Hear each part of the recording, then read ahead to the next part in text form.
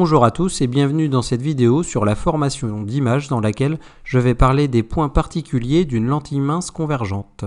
Je vais donc dans cette vidéo définir plusieurs termes de base en rapport avec les lentilles minces convergentes.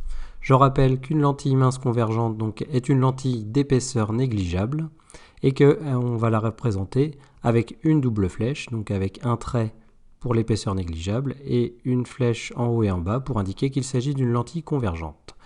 Donc nous allons voir quelques termes de vocabulaire en lien avec ces lentilles convergentes. Je commence tout d'abord avec donc, la notion d'axe optique.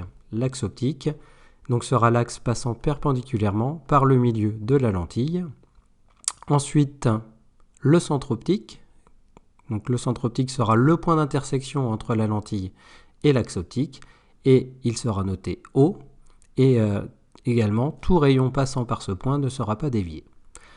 Ensuite, ce que l'on appelle le foyer image. Donc, ce foyer image utilise le fait que des rayons arrivant parallèlement à l'axe optique passeront tous par ce point. Il sera noté grand F'. Enfin, distance focale. La distance focale, qui sera également appelée souvent la focale, en fait, est la distance entre le centre optique et le foyer image. Elle est notée petit f' et elle est égale à petit f' est égal à OF' avec une barre sur le dessus, car il s'agit d'une valeur algébrique. Encore quelques définitions avec donc ici ce que l'on appelle le plan focal image, donc qui sera noté φ' et qui correspond en fait au plan perpendiculaire à l'axe optique qui contient grand F', le foyer image. Ensuite, le foyer objet, donc qui sera lui le point par lequel passent tous les rayons qui sortiront de la lentille parallèlement à l'axe optique. Il sera noté grand F. Et pour finir, donc le plan focal objet, qui sera noté φ', et qui est donc le plan perpendiculaire à l'axe optique qui va contenir cette fois grand F, le foyer objet. Pour bien comprendre toutes les définitions que je viens de donner, je vais représenter donc tous les termes sur un schéma. Donc je commence en plaçant ma lentille mince convergente. Je place l'axe optique qui est donc l'axe passant perpendiculairement par le centre optique de la lentille qui se trouve donc ici. De chaque côté de ma lentille, j'ai grand F, le foyer objet, grand F', le foyer image.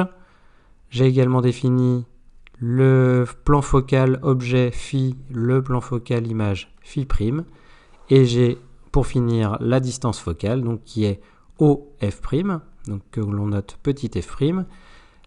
Particularité des lentilles minces convergentes que nous utiliserons, elles sont symétriques, ce qui veut dire que si j'ai de ce côté-là j'ai OF', cette distance se retrouve ici, FO correspond également à la distance focale petit f'. Dans la définition de la distance focale, j'ai dit que petit f' était égal à OF' avec une barre dessus et qu'il s'agissait d'une distance algébrique. Donc, nous allons voir maintenant de quoi il s'agit. Donc, les distances seront repérées sur les schémas par des valeurs algébriques, ou distances algébriques, ce qui signifie que si je prends comme exemple un axe avec 3 points A2, O et A1, la distance pourra être positive si je considère par exemple la distance OA1. Ici, cette distance sera positive avec le point A1 qui est situé à droite de O. Et les distances peuvent également être négatives. Par exemple, si je considère OA2. Ici, A2 est situé à gauche de O. Donc, OA2 sera dans le sens opposé à mon sens positif. Et donc, ce sera négatif. Donc, pour savoir si la valeur est positive ou négative, il faut définir un sens justement pour les valeurs positives.